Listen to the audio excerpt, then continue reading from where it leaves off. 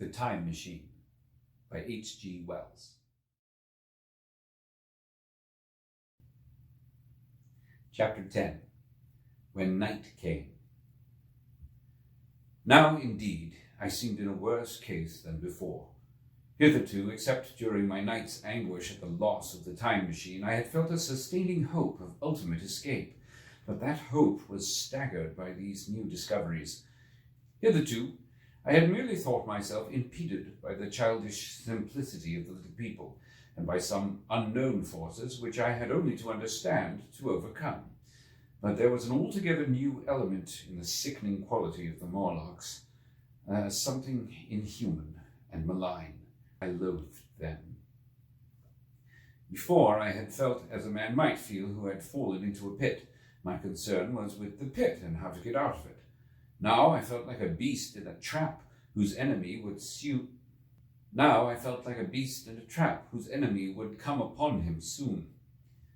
The enemy I dreaded may surprise you. It was the darkness of the new moon. Weena had put this into my head by some at first incomprehensible remarks about the dark nights. It was not now such a very difficult problem to guess what the coming dark nights might mean. The moon was on the wane. Each night there was a longer interval of darkness.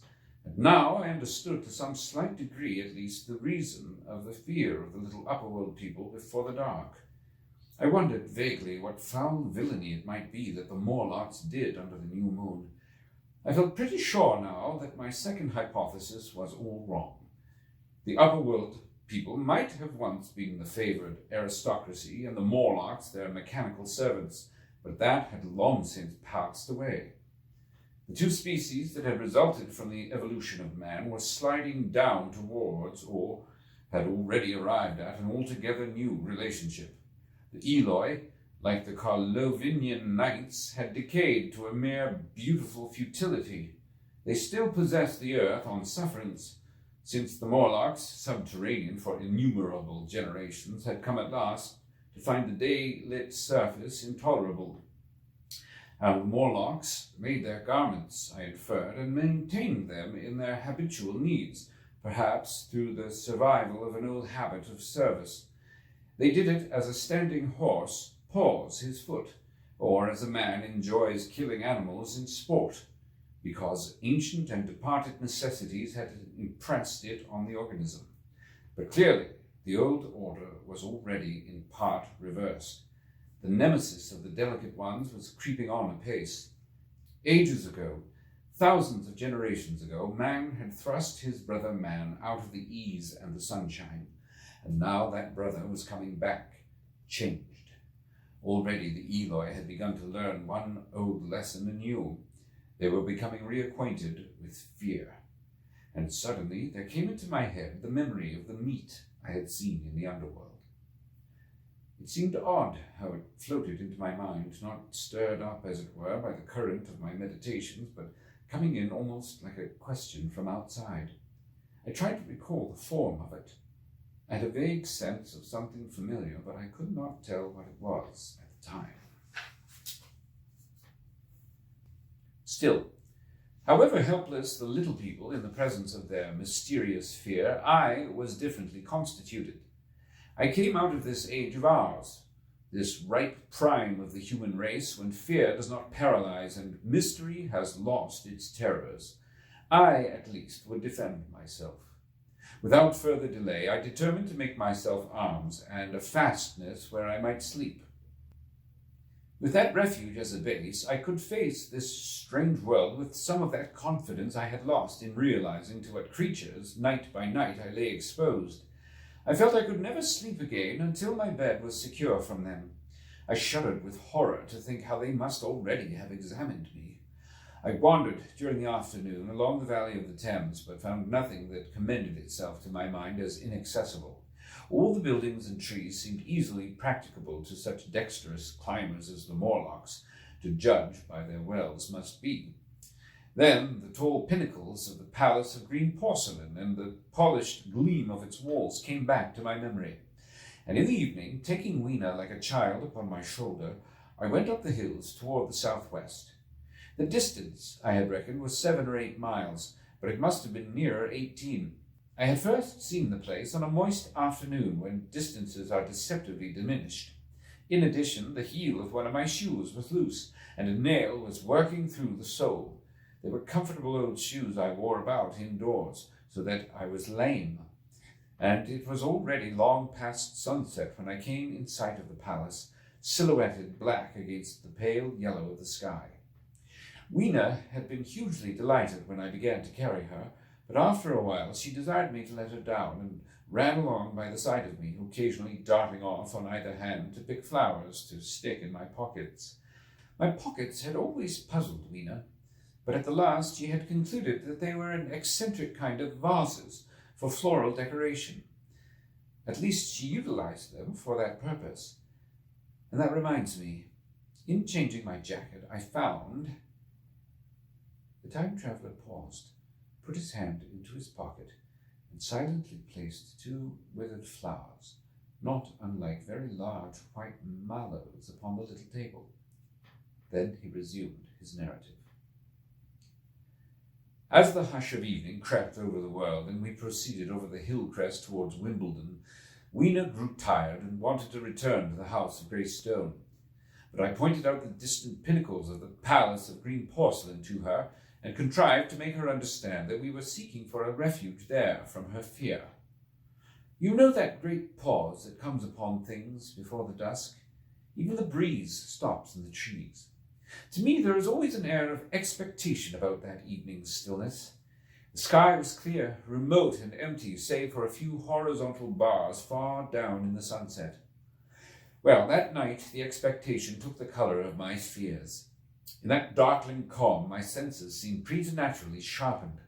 I fancied if I could even feel the hollowness of the ground beneath my feet, could indeed almost see through it to the Morlocks on their ant-hill, going hither and thither and waiting for the dark.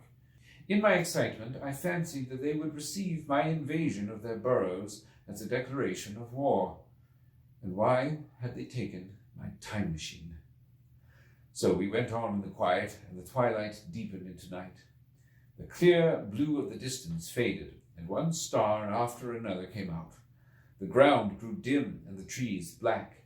Weena's fears and her fatigue grew upon her. I took her in my arms and talked to her and caressed her.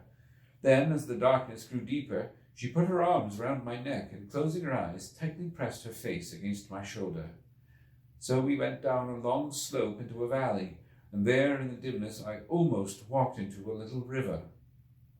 This I waded, and went up the opposite side of the valley, past a number of sleeping houses, and by a statue, a faun or some such figure, minus the head. Here, too, were acacias. So far I had seen nothing of the Morlocks, but it was yet early in the night, and the darker hours before the old moon rose were still to come. From the brow of the next hill I saw a thick wood spreading wide and black before me. I hesitated at this. I could see no end to it, either to the right or the left. Feeling tired, my feet in particular were very sore. I carefully lowered Weena from my shoulder as I halted, and sat down upon the turf. I could no longer see the palace of green porcelain, and I was in doubt of my direction. I looked into the thickness of the wood, and thought of what it might hide. Under that dense tangle of branches, one would be out of sight of the stars. Even were there no other lurking danger, a danger I did not care to let my imagination loose upon, there would still be all the roots to stumble over and the tree boles to strike against. I was very tired, too, after the excitements of the day, so I decided that I would not face it, but would pass the night upon the open hill. Weena, I was glad to find, was fast asleep. I carefully wrapped her in my jacket, and sat down beside her to wait for the moonrise. The hillside was quiet and deserted, and but from the black of the wood there came now and then a stir of living things. Above me shone the stars, for the night was very clear. I felt a certain sense of friendly comfort in their twinkling. All the old constellations had gone from the sky, however, that slow movement which is imperceptible in 100 human lifetimes had long since rearranged them in unfamiliar groupings. But the Milky Way, it seemed to me, was still the same tattered streamer of stardust as of yore. Southward, as I judged it, it was a very bright red star that was new to me. It was even more splendid than our own green Sirius, and amid all these scintillating points of light, one bright planet shone kindly and steadily, like the face of an old friend.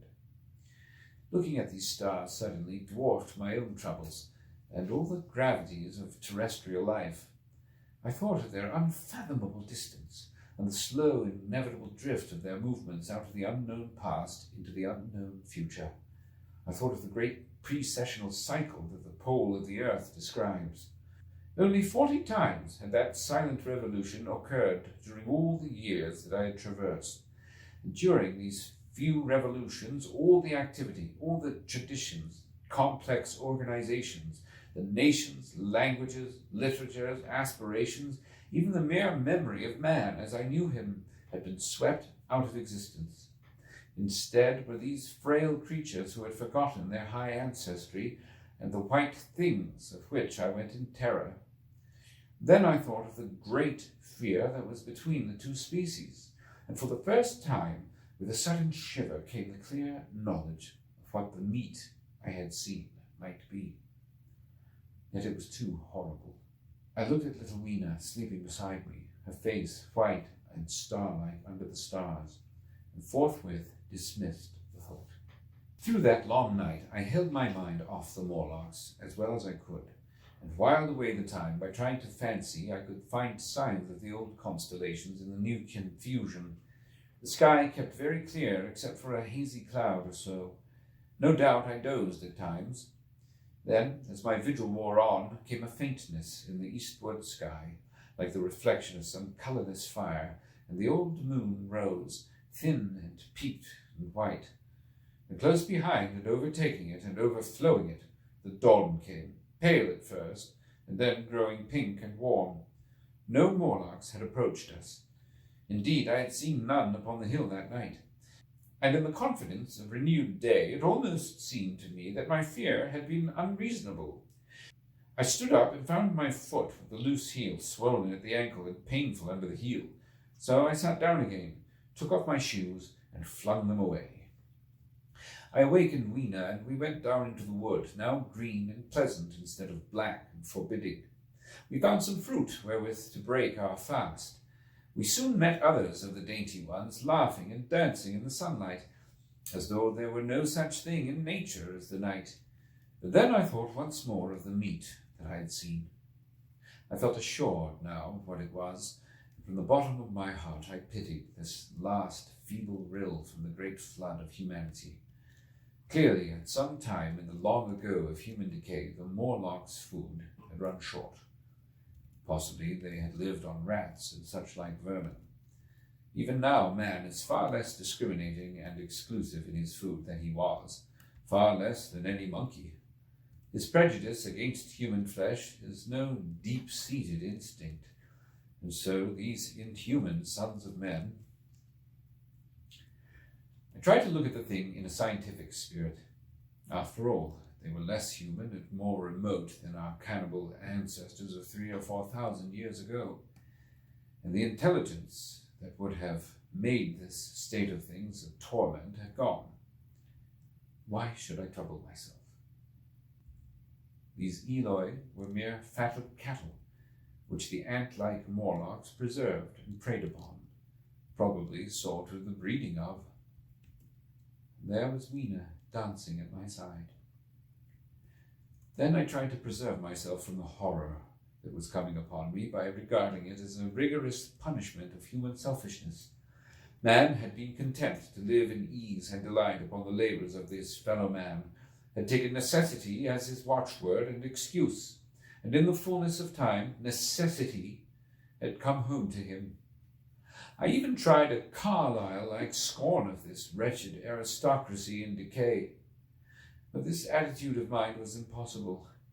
However great their intellectual degradation, the Eloi had kept too much of the human form not to claim my sympathy, and to make me perforce a sharer in their degradation and their fear. I had at that time very vague ideas as to the course I should pursue. My first was to secure some safe place of refuge, and to make myself such arms of metal or of stone as I could contrive. That necessity was immediate. In the next place, I hoped to procure some means of fire, so that I should have the weapon of a torch at hand, for nothing, I knew, would be more efficient against these Morlocks. Then I wanted to arrange some contrivance to break open the doors of bronze under the white sphinx. I had in mind a battering ram. I had a persuasion that if I could enter these doors and carry a blaze of light before me, I should discover the time machine and escape. I could not imagine the Morlocks were strong enough to move it far away. Weena I had resolved to bring with me to our own time, and turning such schemes over in my mind, I pursued our way towards the building which my fancy had chosen as our dwelling.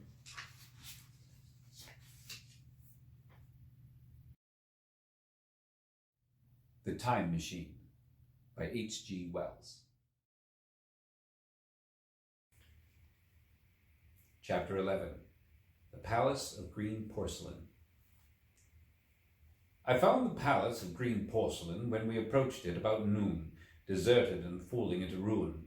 Only ragged vestiges of glass remained in the windows, and great sheets of the green facing had fallen away from the corroded metallic framework.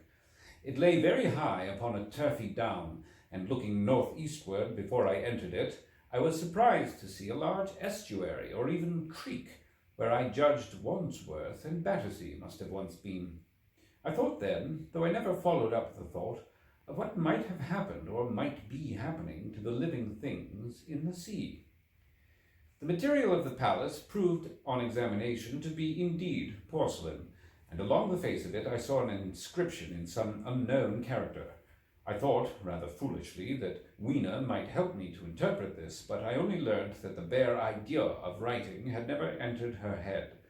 She always seemed to me, I fancy, more human than she was, perhaps because her affection was so human. Within the big valves of the door, which were open and broken, we found, instead of the customary hall, a long gallery lit by many side windows. At the first glance I was reminded of a museum. The tiled floor was thick with dust, and a remarkable array of miscellaneous objects was shrouded in the same grey covering. Then I perceived, standing strange and gaunt in the centre of the hall, what was clearly the lower part of a huge skeleton. I recognized by the oblique feet that it was some extinct creature after the fashion of the Megatherium. The skull and the upper bones lay beside it in the thick dust, and in one place, where rainwater had dropped through a leak in the roof, the thing itself had been worn away. Further in the gallery was the huge skeleton barrel of a brontosaurus. My museum hypothesis was confirmed. Going towards the side, I found what appeared to be sloping shelves, and clearing away the thick dust, I found the old familiar glass cases of our own time. But they must have been airtight, to judge from the fair preservation of some of their contents. Clearly, we stood among the ruins of some latter-day South Kensington. Here, apparently, was the paleontological section, and a very splendid array of fossils it must have been, though the inevitable process of decay that had been staved off for a time and had, through the extinction of bacteria and fungi, lost 99 hundredths of its force, was nevertheless, with extreme sureness, if with extreme slowness, at work again upon all its treasures.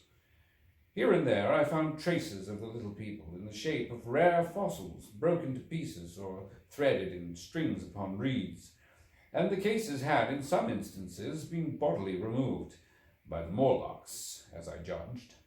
The place was very silent. The thick dust deadened our footsteps. Weena, who had been rolling a sea urchin down the sloping glass of a case, presently came, and as I stared about me, and very quietly took my hand and stood beside me. And at first I was so much surprised by this ancient monument of an intellectual age that I gave no thought to the possibilities it presented.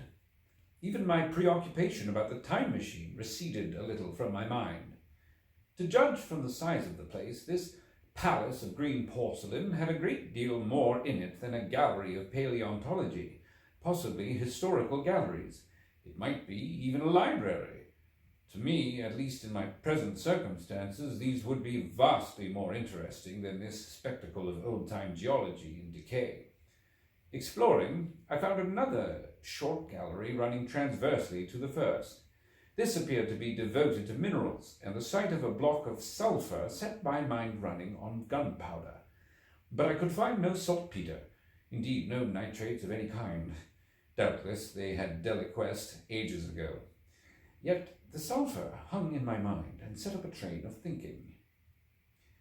As for the rest of the contents of that gallery, though on the whole they were the best preserved of all I saw, I had little interest.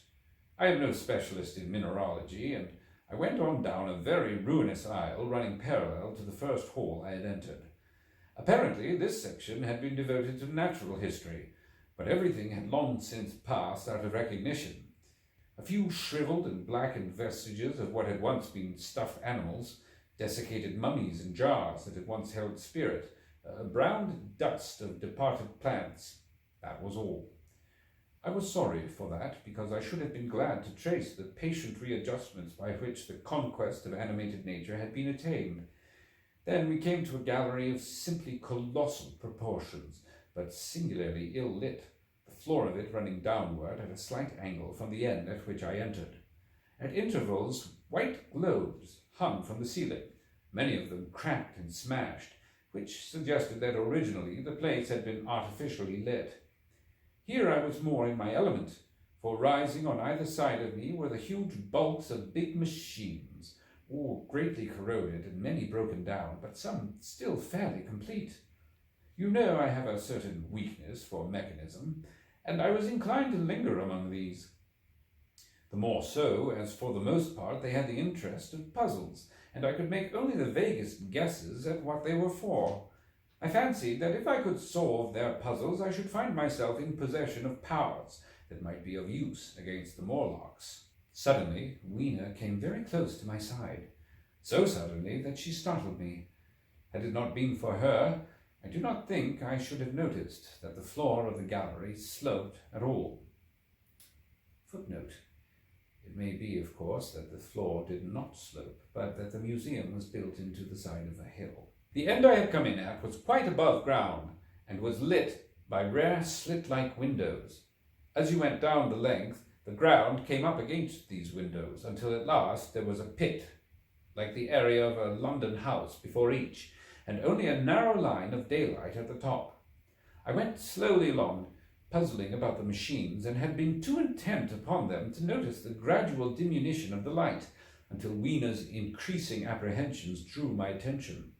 Then I saw that the gallery ran down at last into a thick darkness. I hesitated, and then, as I looked round me, I saw that the dust was less abundant, and its surface less even. Further away towards the dimness, it appeared to be broken by a number of small, narrow footprints. My sense of the immediate presence of the Morlocks revived at that. I felt that I was wasting my time in the academic examination of machinery. I called to mind that it was already far advanced in the afternoon, and that I had still no weapon, no refuge, and no means of making a fire. And then, down in the remote blackness of the gallery, I heard a peculiar pattering, and the same odd noises I had heard down the well. I took Weena's hand. Then, struck with a sudden idea, I left her and turned to a machine from which projected a lever, not unlike those in a signal box. Clambering upon the stand and grasping this lever in my hands, I put all my weight upon it sideways. Suddenly Weena, deserted in the central aisle, began to whimper. I had judged the strength of the lever pretty correctly, for it snapped after a minute's strain, and I rejoined her with a mace in my hand, more than sufficient, I judged, for any Morlock skull I might encounter. And I longed very much to kill a Morlock or so. Very inhuman, you may think, to want to go killing one's own descendants, but it was impossible somehow to feel any humanity in the things. Only my disinclination to leave Weena, and a persuasion that if I began to slake my thirst for murder, my time machine might suffer, restrained me from going straight down the gallery and killing the brutes I heard. Well, mace in one hand and Weena in the other, I went out of that gallery and into another, and still larger one, which, at the first glance, reminded me of a military chapel, hung with tattered flags. The brown and charred rags that hung from the sides of it I presently recognized as the decaying vestiges of books. They had long since dropped to pieces, and every semblance of print had left them. But here and there were warped boards and cracked metallic clasps that told the tale well enough. Had I been a literary man, I might perhaps have moralized upon the futility of all ambition. But as it was, the thing that struck me with keenest force was the enormous waste of labour to which this sombre wilderness of rotting paper testified. At the time, I will confess that I thought chiefly of the philosophical transactions and my own 17 papers upon physical optics. Then, going up a broad staircase, we came to what may once have been a gallery of technical chemistry, and here I had not a little hope of useful discoveries. Except at one end, where the roof had collapsed, this gallery was well preserved. I went eagerly to every unbroken case, and at last, in one of the really airtight cases, I found a box of matches. Very eagerly I tried them. They were perfectly good. They were not even damp. I turned to Weena. "Dance!" I cried to her in her own tongue. For now I had a weapon indeed against the horrible creatures we feared. And so, in that derelict museum, upon the thick, soft carpeting of dust, to Weena's huge delight, I solemnly performed a kind of composite dance, whistling the Land of the Leal as cheerfully as I could. In part it was a modest can-can, in part a step dance, in part a skirt dance, so far as my tailcoat permitted, and in part original. For I am naturally inventive, as you know. Now, I still think that for this box of matches to have escaped the wear of time for immemorial years was a most strange, as for me it was a most fortunate thing. Yet, oddly enough, I found a far unlikelier substance, and that was camphor. I found it in a sealed jar that, by chance, I suppose, had been really hermetically sealed. I fancied at first that it was paraffin wax, and smashed the glass accordingly, but the odour of camphor was unmistakable. In the universal decay, this volatile substance had chanced to survive, perhaps through many thousands of centuries. It reminded me of a sepia painting I had once seen done from the ink of a fossil belemnite that must have perished and become fossilized millions of years ago. I was about to throw it away, but I remembered that it was inflammable and burnt with a good bright flame, was, in fact, an excellent candle, and put it in my pocket. I found no explosives, however, nor any means of breaking down the bronze doors. As yet, my iron crowbar was the most helpful thing I had chanced upon. Nevertheless, I left that gallery greatly elated. I cannot tell you all the story of that long afternoon. It would require a great effort of memory to recall all my explorations in all the proper order. I remember a long gallery of rusting stands of arms, and how I hesitated between my crowbar and a hatchet or a sword. I could not carry both, however, and my bar of iron promised best against the rust, but many were of some new metal, and still fairly sound. But any cartridges or powder there may once have been had rotted into dust. One corner I saw was charred and shattered, perhaps, I thought, by an explosion among the specimens. In another place was a vast array of idols, Polynesian, Mexican, Grecian, Phoenician, every country on earth, I should think. And here, yielding to an irresistible impulse, I wrote my name upon the nose of a steatite monster from South America that particularly took my fancy. As the evening drew on, my interest waned. I went through gallery after gallery, dusty, silent, often ruinous, the exhibits sometimes mere heaps of rust and lignite, sometimes fresher. In one place I suddenly found myself near the model of a tin mine, and then, by the merest accident, I discovered, in an airtight case, 2 dynamite cartridges. I shouted "Eureka!" and smashed the case with joy. Then came a doubt. I hesitated. Then, selecting a little side gallery, I made my essay. I never felt such a disappointment as I did in waiting 5, 10, 15 minutes for an explosion that never came. Of course, the things were dummies, as I might have guessed from their presence. I really believe that had they not been so, I should have rushed off incontinently and blown Sphinx bronze doors and, as it proved, my chances of finding the time machine altogether into non-existence. It was after that, I think, that we came to a little open court within the palace. It was turfed and had 3 fruit trees. So we rested and refreshed ourselves. Towards sunset, I began to consider our position. Night was creeping upon us, and my inaccessible hiding place had still to be found. But that troubled me very little now. I had in my possession a thing that was perhaps the best of all defences against the Morlocks. I had matches. I had the camphor in my pocket, too, if a blaze were needed. It seemed to me that the best thing we could do would be to pass the night in the open, protected by a fire. In the morning there was the getting of the time machine. Towards that, as yet, I had only my iron mace, but now, with my growing knowledge, I felt very differently towards those bronze doors. Up to this I had refrained from forcing them, largely because of the mystery of the other side. They had never impressed me as being very strong, and I hoped to find my bar of iron not altogether inadequate for the work.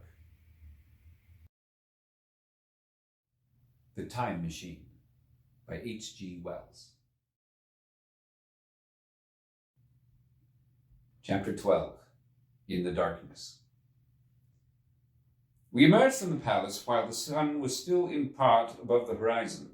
I was determined to reach the White Sphinx early the next morning, and ere the dusk I purposed pushing through the woods that had stopped me on the previous journey. My plan was to go as far as possible that night, and then, building a fire, to sleep in the protection of its glare. Accordingly, as we went along, I gathered any sticks or dried grass I saw, and presently had my arms full of such litter. Thus loaded, our progress was slower than I had anticipated, and besides, Weena was tired, and I also began to suffer from sleepiness too, so that it was full night before we reached the wood. Upon the shrubby hill of its edge, Weena would have stopped, fearing the darkness before us, but a singular sense of impending calamity that should indeed have served me as a warning drove me onward. I had been without sleep for a night and 2 days, and I was feverish and irritable. I felt sleep coming upon me, and the Morlocks with it. While we hesitated among the black bushes behind us, and dim against their blackness, I saw 3 crouching figures. There was scrub and long grass all about us, and I did not feel safe from their insidious approach. The forest, I calculated, was rather less than a mile across. If we could get through it to the bare hillside, there, as it seemed to me, was an altogether safer resting place. I thought that with my matches and my camphor, I could contrive to keep my path illuminated through the woods. Yet it was evident that if I was to flourish matches with my hands, I should have to abandon my firewood, so that rather reluctantly I put it down. Then it came into my head that I would amaze our friends behind by lighting it. I was to discover the atrocious folly of this proceeding, but it came to my mind as an ingenious move for covering our retreat. I don't know if you have ever thought what a rare thing flame must be in the absence of man and in a temperate climate. The sun's heat is rarely strong enough to burn, even when it is focused by dewdrops, as is sometimes the case in more tropical districts. Lightning may blast and blacken, but it rarely gives rise to widespread fire. Decaying vegetation may occasionally smolder with the heat of its fermentation, but this rarely results in flame. In this decadence, too, the art of fire-making had been forgotten on the earth. The red tongues that went licking up my heap of woods were an altogether new and strange thing to Weena. She wanted to run into it and play with it. I believe she would have cast herself into it had I not restrained her, but I caught her up, and in spite of her struggles, I plunged boldly before me into the wood. For a little way the glare of my fire lit the path. Looking back presently, I could see through the crowded stems that from my heap of sticks the blaze had spread to some bushes adjacent, and a curved line of fire was creeping up the grass of the hill. I laughed at that, and turned again to the dark trees before me. It was very black, and Weena clung to me convulsively, but there was still, as my eyes grew accustomed to the darkness, sufficient light for me to avoid the stems. Overhead it was simply black, except for a gap of remote blue sky shone down upon us here and there. I lit none of my matches because I had no hand free. Upon my left arm I carried my little one. In my right hand I had my iron bar. For some way I heard nothing but the crackling twigs under my feet, the faint rustle of the breeze above, and my own breathing and the throb of the blood vessels in my ears. Then I seemed to know of a pattering behind me. I pushed on grimly. The pattering grew more distinct, and then I caught the same queer sound and voices I had heard in the underworld. There were evidently several of the Morlocks, and they were closing in upon me. Indeed, in another minute I felt a tug at my coat, then something at my arm, and Weena shivered violently and became quite still. It was time for a match, but to get one I must put her down. I did so, and as I fumbled with my pocket, a struggle began in the darkness about my knees, perfectly silent on her part, and with the same peculiar cooing sounds from the Morlocks. Soft little hands, too, were creeping over my coat and back, touching even my neck. Then the match scratched and fizzed. I held it flaring and saw the two white backs of the Morlocks in flight amid the trees. I hastily took a lump of camphor from my pocket and prepared to light it as soon as the match should wane. Then I looked at Weena. She was lying, clutching my feet and quite motionless, with her face to the ground. With a sudden fright I stooped to her. She seemed scarcely to breathe. I lit the block of camphor and flung it to the ground, and as it split and flared up and drove back the Morlocks and the shadows, I knelt down and lifted her. The wood behind seemed full of the stir and murmur of a great company. She seemed to have fainted. I put her carefully upon my shoulder and rose to push on, and then there came a horrible realization. In manoeuvring with my matches and Weena, I had turned myself about several times, and now I had not the faintest idea in which direction lay my path. For all I knew, I might be facing back towards the palace of green porcelain. I found myself in a cold sweat. I had to think rapidly what to do. I determined to build a fire and encamp where we were. I put Weena, still motionless, down upon a turfy bowl, and very hastily, as my first lump of camphor waned, I began collecting sticks and leaves. Here and there, out of the darkness round me, the Morlock's eyes shone like carbuncles. The camphor flickered and went out. I lit a match, and as I did so, two white forms that had been approaching Weena dashed hastily away. One was so blinded by the light that he came straight at me, and I felt his bones grind under the blow of my fist. He gave a whoop of dismay, staggered a little way, and fell down. I lit another piece of camphor and went on gathering my bonfire. Presently I noticed how dry was some of the foliage above me, for since my arrival on the time machine, a matter of a week, no rain had fallen. So, instead of casting about among the trees for fallen twigs, I began leaping up and dragging down branches. Very soon I had a choking, smoky fire of green wood and dry sticks, and could economize my camphor. Then I turned to where Weena lay beside my iron mace. I tried what I could to revive her, but she lay like one dead. I could not even satisfy myself whether or not she breathed. Now the smoke of the fire beat over towards me, and it must have made me heavy of a sudden. Furthermore, the vapor of camphor was in the air. My fire would not need replenishing for an hour or so. I felt very weary after my exertion and sat down. The wood, too, was full of a slumberous murmur that I did not understand. I seemed just to nod and open my eyes. But all was dark, and the Morlocks had their hands upon me. Flinging off their clinging fingers, I hastily felt in my pocket for the matchbox, and it had gone. Then they gripped and closed with me again. In a moment, I knew what had happened. I had slept, my fire had gone out, and the bitterness of death came over my soul. The forest seemed full of the smell of burning wood. I was caught by the neck, by the hair, by the arms, and pulled down. It was indescribably horrible in the darkness to feel these soft, creatures heaped upon me. I felt as if I was in a monstrous spider's web. I was overpowered and let down.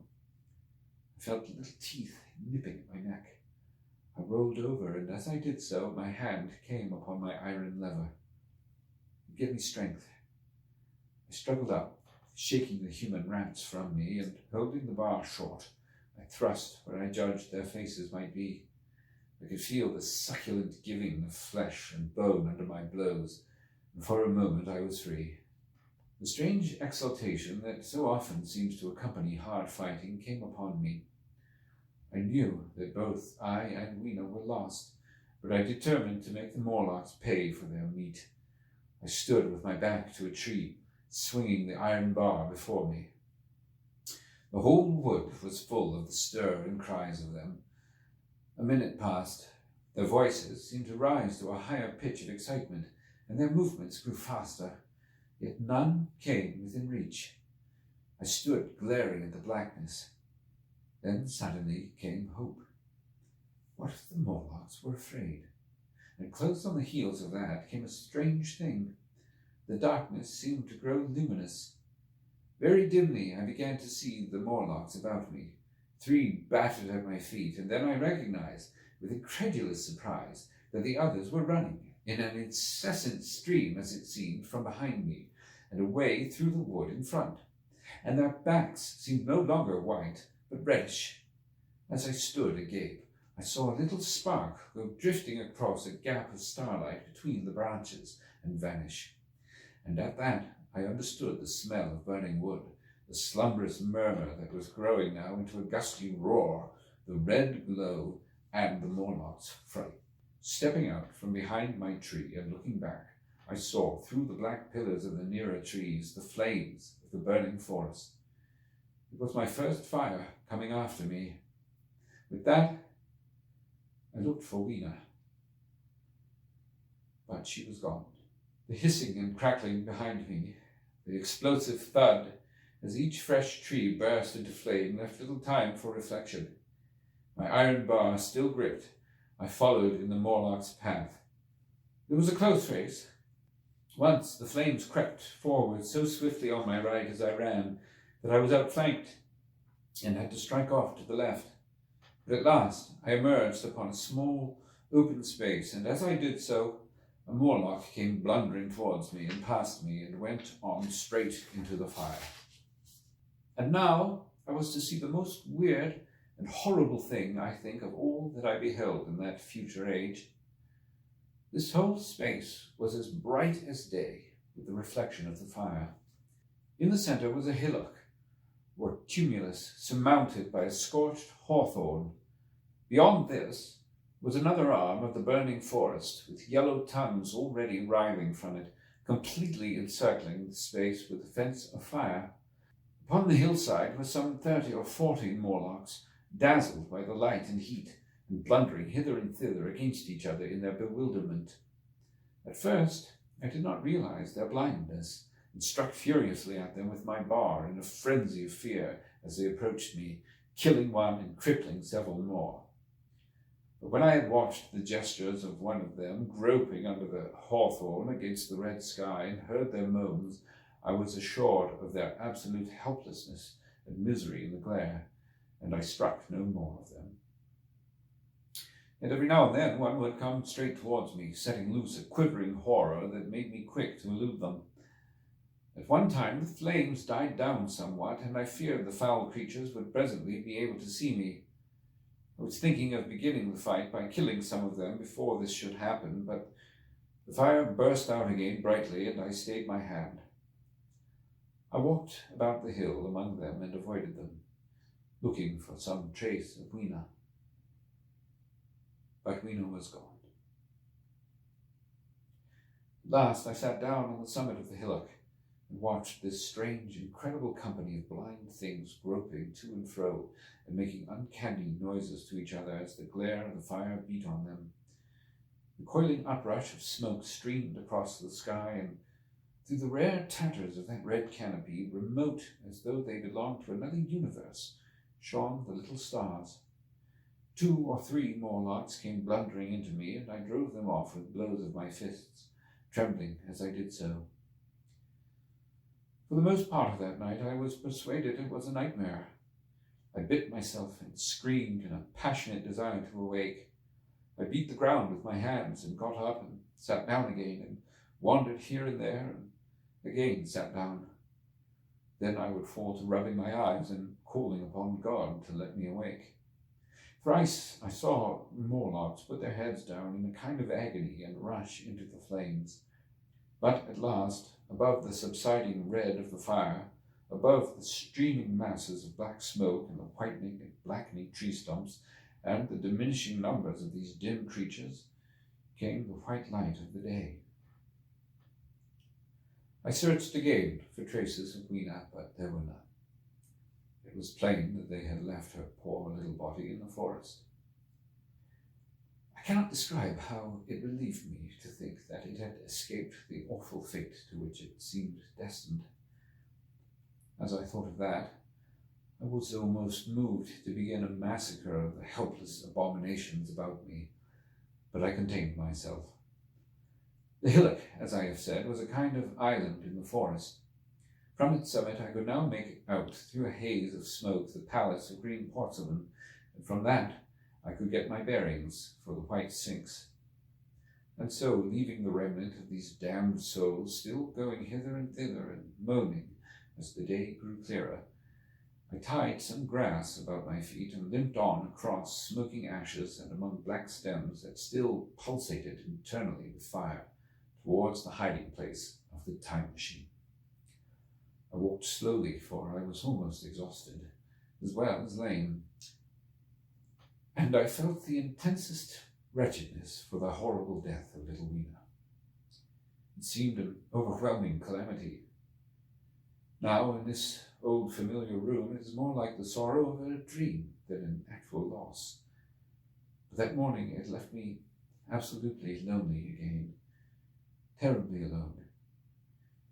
I began to think of this house of mine, of this fireside, of some of you, and with such thoughts came a longing that was pain. But as I walked over the smoking ashes under the bright morning sky, I made a discovery. In my trouser pocket were still some loose matches. The box must have leaked before it was lost.